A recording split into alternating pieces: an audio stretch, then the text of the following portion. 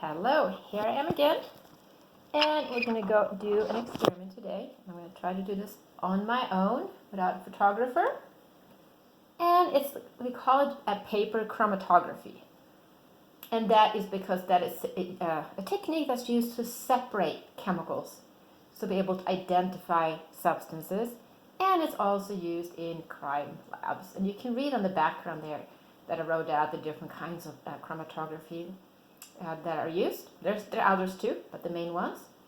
So the explanation is right there, so you can read that in the little lab report, a little lab write-up that I posted in Canvas.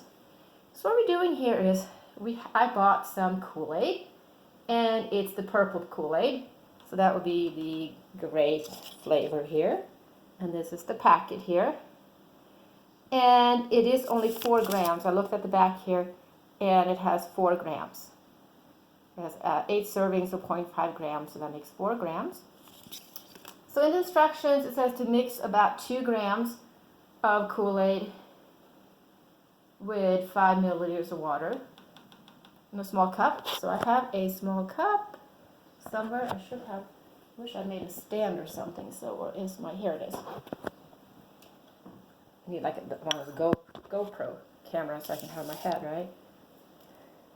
So here it is. So here is my solution that I made. It's about a packet of the Kool-Aid, and I mixed that up. And then I also have made up some sodium chloride, and it's really a low concentration. It's 0.1 grams of sodium chloride and 100 milliliters of water. So keep in mind that 5 grams is about a teaspoon, so it's really just a few grains. Okay. So I have my chromatography paper here, right here, and I've drawn a line 1.5 centimeters from the bottom. I also am using a coffee filter because I'm going to try and see if that works, because most people have coffee filters, but not necessarily a chromatography paper. All right, so I'm going to put down my phone for just a second here, if I can. While I open my container here on the Kool-Aid, so I'm going to make a mess. Alright, so I have a transfer pipette here. But I think you can also use a Q-tip.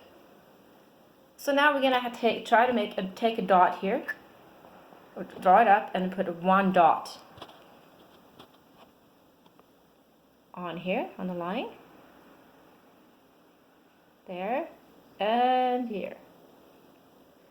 Okay, so now we have the samples here spreading out fast. I'm going to put down the phone for a second. I'm going to set it up. So I'm putting my...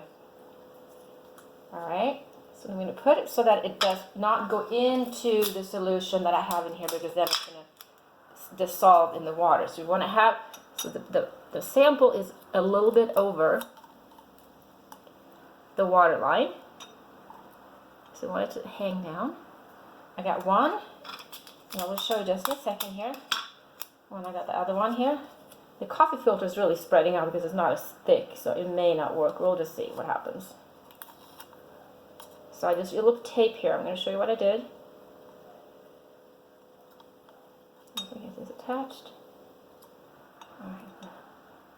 There. Alright, so here I have it. So I have my salt solution here, and you can see how the sample is moving pretty fast. So the salt solution needs to be under the sample. And now we're going to just wait. And I used a chopstick. I had a metal chopstick, but you can use a pencil or a bamboo skewer, anything you can find. And I just put some tape then so that it's hanging loosely down there. So now we're going to wait and see what happens.